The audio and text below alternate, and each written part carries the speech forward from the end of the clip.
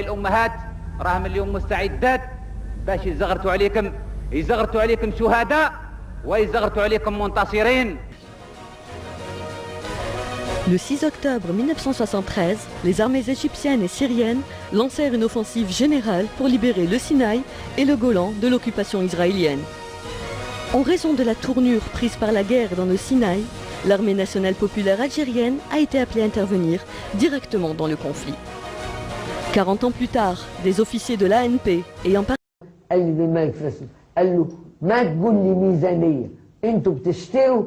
واحنا بندفع الفواتير. وهواري بومدين كلمني يوم 4 أكتوبر بيقول لي احنا جاهزين، فانا قلت له لا، لان الروس كان المفروض يسلمونا السلاح، بياخدوا القطن بدل السلاح، بياخدوا القطن المصري بدل السلاح، يعني ما بيدفع لهمش فلوس. فالمره دي لما كلمهم قال لهم لا، قالوا لا احنا عايزين الفلوس كاش. فهواري بومدين سأله قال له كام؟ قال له 100 مليون. 100 مليون في السبعينات دي يعني حاجة مليار النهارده. بابا بيقول ان وهو نايم دخل ضابط بتليفون بيقول له الرئيس هواري بومدين على التليفون عايزك حالا. قال سمعت التليفون بيوش، بقول له انت فين يا هواري؟ قال لي انا واقف على البحر في المينا في روسيا. أنا فتحت البنك الجزائري، البنك المركزي الجزائري وجميع البنوك الجزائرية، ولميت ال100 مليون وجبتها لهم وجيت. وقلت لهم هندفع كاش، فأنت قول لي الحاجات اللي أنت طالبها كانت إيه؟ قال له ما عنديش الليستة. قال له جيب الليستة من قائد الجيش، من المسؤول يعني عن هذا، وأنا واقف هنا مش همشي إلا لما السلاح يتشحن. L'ordre de mouvement a été notifié à la 8e brigade blindée le 10 octobre et les premiers contingents ont pris le départ dès le 12 octobre à l'issue de la phase de préparation et de conditionnement. Comme en 1967, où fut déployée sur le front égyptien la 4e brigade d'infanterie portée, le Conseil de la Révolution et le Conseil des ministres, réunis dès le 7 octobre, publie un communiqué dans lequel il est fait mention de la solidarité active et concrète du peuple algérien avec le peuple égyptien et décide de l'envoi en Égypte d'unités de l'armée nationale populaire. Sous la conduite du commandant Abdelmalek Gnezia, entame son conditionnement et le départ des premiers contingents a lieu le 12 octobre, soit 6 jours après le déclenchement de l'offensive.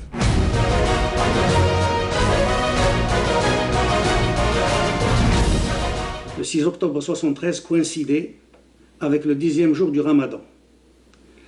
Notre commandant de brigade, je vais citer tous les noms que je vais donner, avec les grades de l'époque.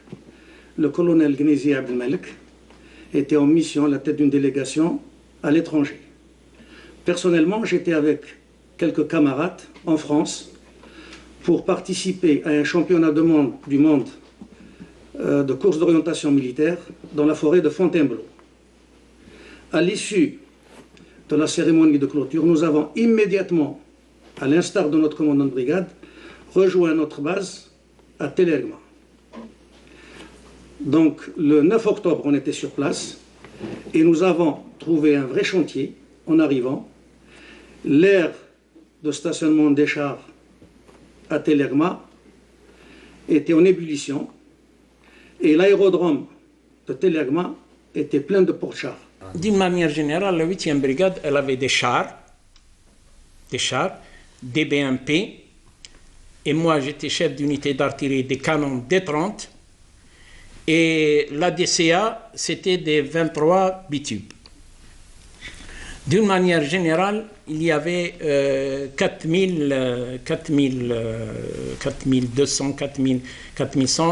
200 personnels, et les chars, il y avait 100 chars de combat. 100 chars de combat et une trentaine de BMP d'infanterie.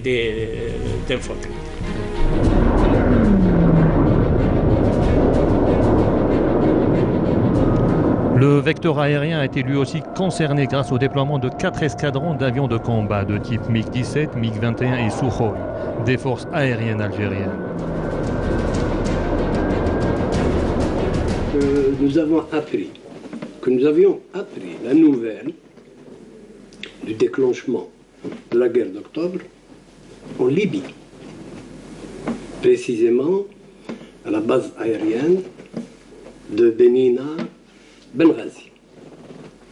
En Libye, pourquoi? Parce qu'à la demande du gouvernement libyen, un détachement de l'aviation placé sous mon commandement a été dirigé, orienté sur la base aérienne de Benina Benghazi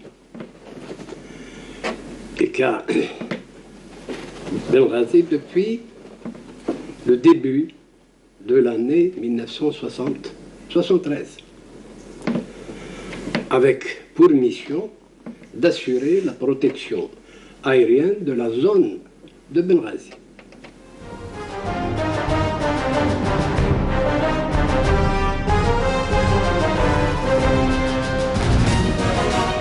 Par voie terrestre, les unités de l'ANP transitent par la Tunisie et la Libye avant de rallier le Caire.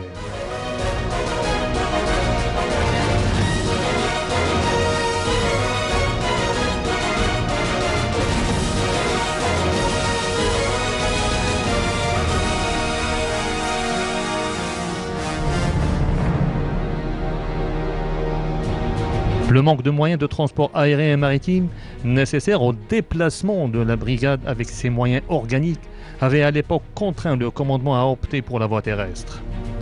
Ainsi, les départs de Tel Arma, où était stationnée la 8e brigade blindée, s'étalèrent sur 4 jours et ont nécessité la mobilisation de près de 800 engins et 50 camions-citernes chargés de carburant. Au bout d'un périple de 13 jours, sur un parcours long de 3200 km, les unités de la 8e brigade blindée se sont retrouvées dans la banlieue du Caire où elles ont effectué le regroupement.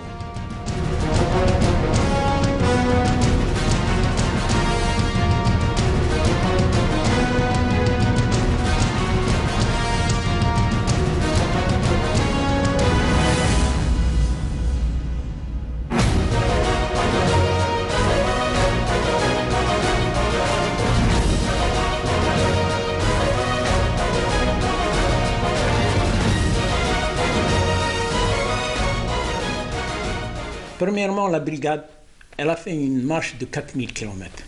Et ça, c'est quelque chose, on peut la considérer comme les grandes marches de Mao Tse-tung. 4000 km de Tel Arma jusqu'à Déversoir. Bon, pendant 10-15 jours, je crois, une quinzaine.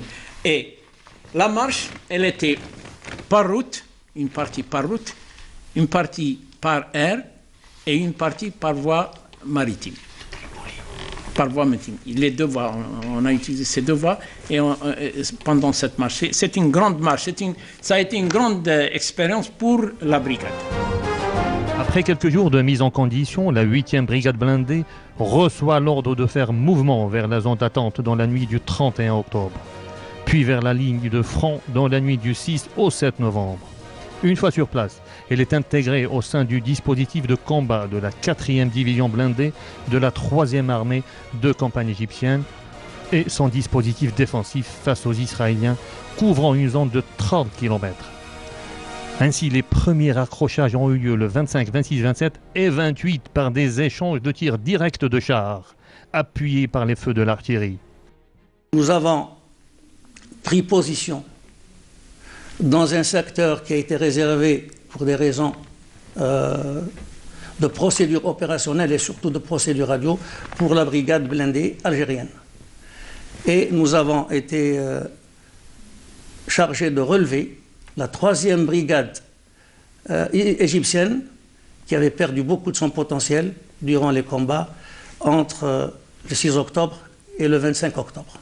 Et c'est comme ça qu'on s'est retrouvés en première ligne, après avoir roulé toute la nuit à l'infrarouge pour ne pas être repérés, et nous avons relevé unité pour unité cette 3e brigade.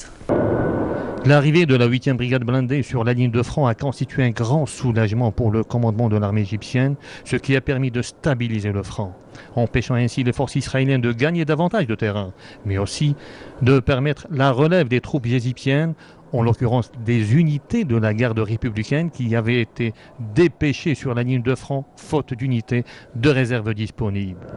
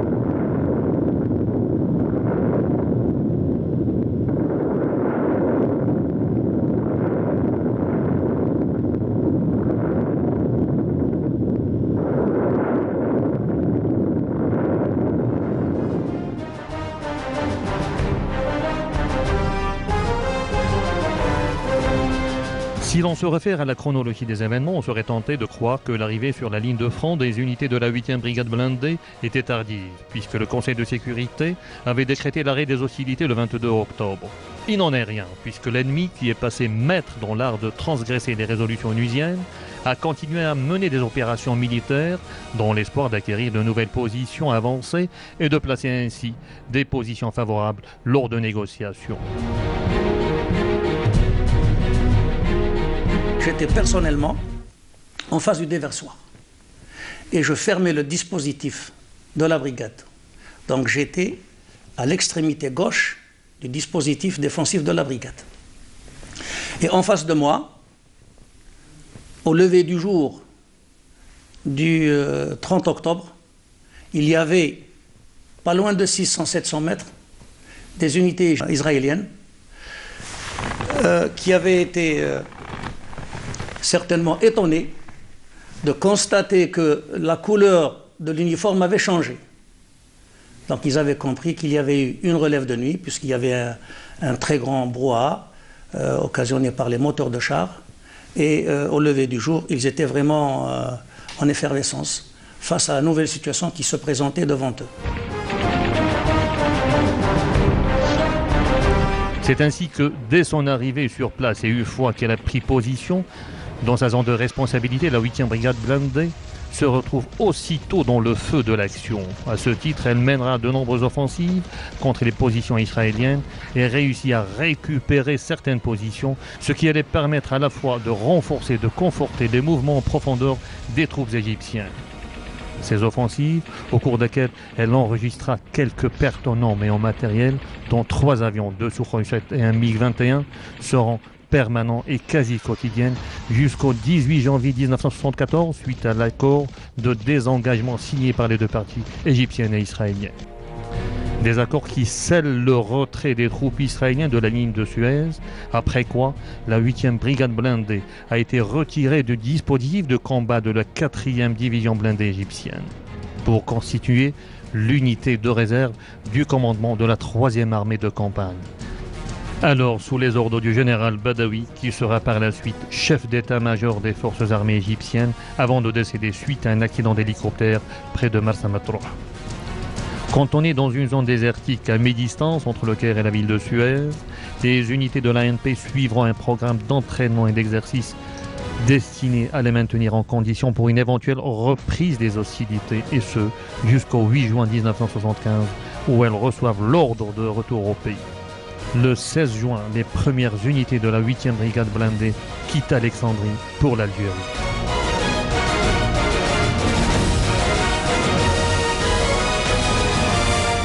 Les unités algériennes ont été déployées en deçà du canal de Suez, c'est-à-dire sur la rive orientale, pour une raison précise.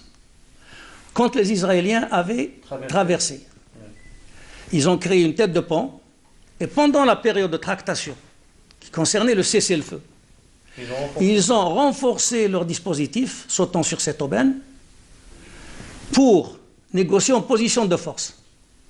Et c'est à ce moment précis que l'injection de la brigade est venue donner un peu d'oxygène aux unités égyptiennes qui étaient éprouvées. Ils ont été soulagés.